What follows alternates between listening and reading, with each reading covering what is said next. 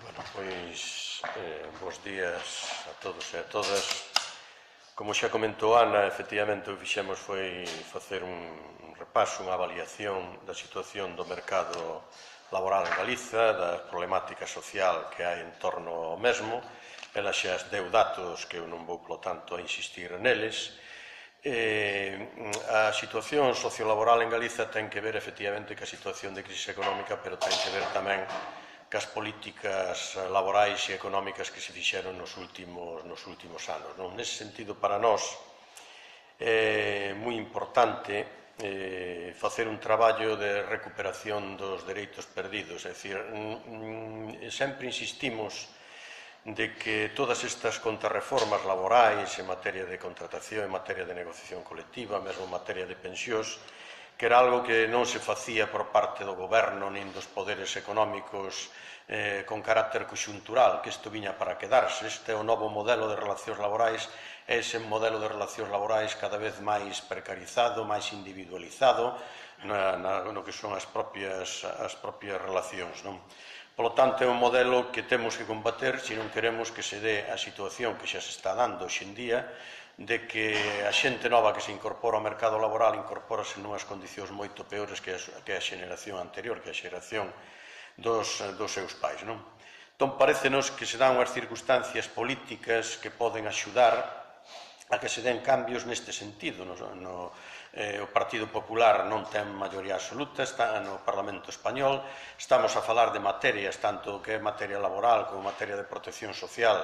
que sabedes que non está transferidas as competencias son de ámbito estatal, polo tanto é un tema a debatir no ámbito do Parlamento Español a todo o que ten que ver calquer modificación legislativa nese sentido. Polo tanto, aí o Partido Popular está en minoría e nós entendemos que hai que aproveitar o momento para conseguir tirar abaixo moitos deses recortes que se produciron nos últimos anos. Entón, iniciamos unha campaña pola recuperación dos dereitos laborais perdidos, que foi un pouco tamén o que expuxemos nesta reunión co BNG, e que se concreta xa,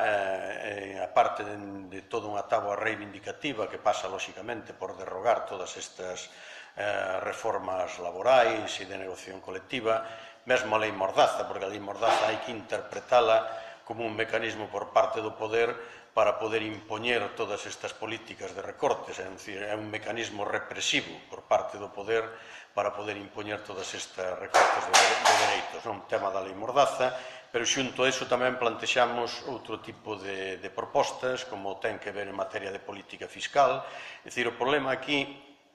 incluso cando debatimos o tema das pensións,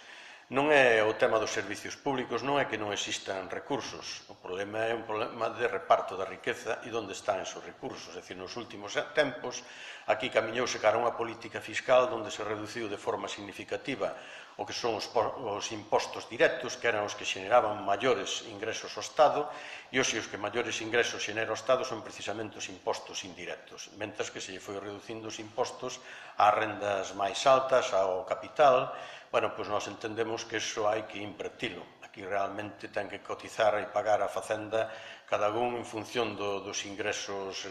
que ten que ser impostos progresivos, polo tanto, teñen que pagar máis as rendas máis altas, ten que pagar máis o capital, ten que tomarse en serio todo o que é o combate ao fraude fiscal, que non se fai, tiña que plantexarse en serio a nivel internacional a desaparición dos paraísos fiscais. Bueno, hai moitas cousas que se poden facer para conseguir recursos ao Estado e, polo tanto, para que o Estado poida ter suficientes recursos para dar uns servicios públicos de calidade, para ter un sistema de protección social tamén de calidade, tanto para desempregados como para pensionistas, non? Entón, hai moitas cousas que se poden facer, hai moitas políticas diferentes que se poden facer, sempre cando se este disposto a gobernar pensando nos intereses da maioría social e non dos intereses da minoría, do capital financiero, que é en función dos intereses que goberna o Partido Popular. Bueno, pois todo isto queremos trasladarlo á opinión pública e que entendemos que ten que ir acompañado de movilizacións. Como comentaba antes Ana,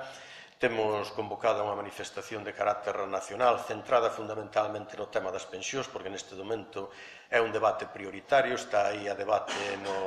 na Comisión do Pacto de Toledo.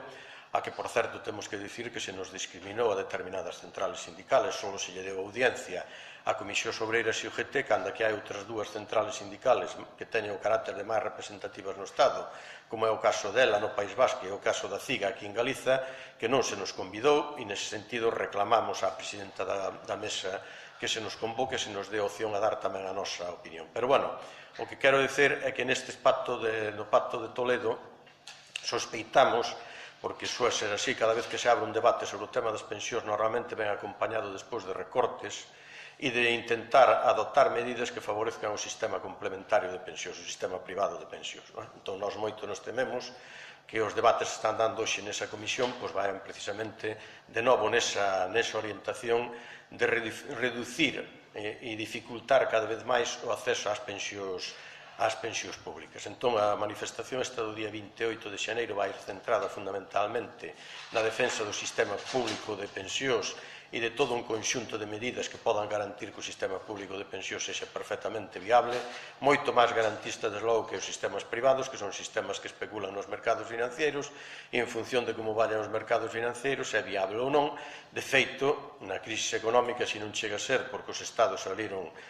con recursos públicos a protexer o sector financiero e a introducir recursos públicos no sector financiero, había cantidad de sistemas privados que terían quebrado en todo o mundo. De feito, hai moitos países do mundo onde así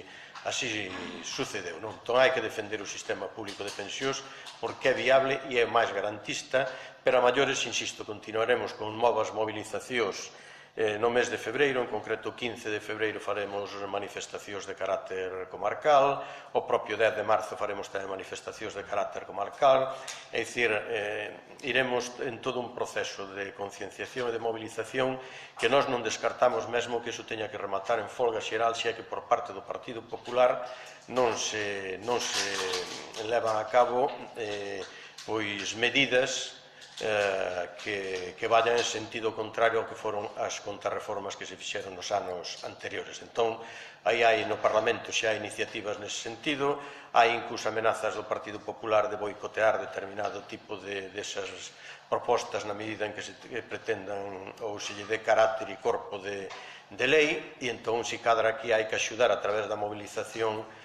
social ao Partido Popular a que se dé conta de que está en minoría e non pode seguir actuando como actuou ata agora. Entón, nese sentido, nós non descartamos que cara ao mes de abril ou de maio, se non hai cambios neste sentido de convocar unha folga xeral. Bueno, pois un pouco todo este escenario foi o que tivemos compartindo co BNG e, bueno, sabemos, ademais, como tradicionalmente iso é así, que na medida do posible o BNG